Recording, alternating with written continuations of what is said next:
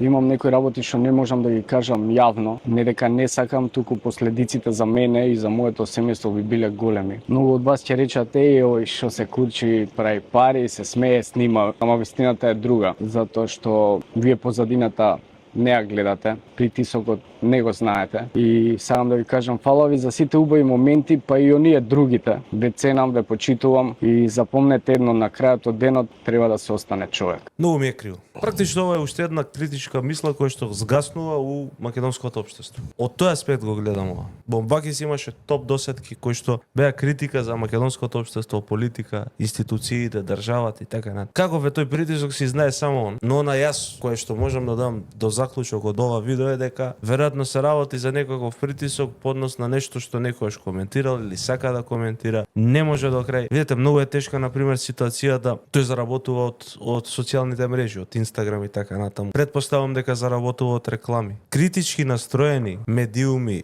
инфлуенсери кон власта не се подобни за рекламирање. Затоа што утре газдата кој што се рекламира на тој медиум, инфлуенсер, кај тој инфлуенсер ќе му тропне на врата и му рече власта, му рече кого ти финансираш, некој што мене ме плука. Така функционира све у Македонија. Се убива секој критички фактор, секоја критичка мисла. Стварно ми е жал. Дечко да беше топ. Борбата за слобода на говор, за слобода на размислување, слободно го искае својот став, ја загуби. И го разбирам.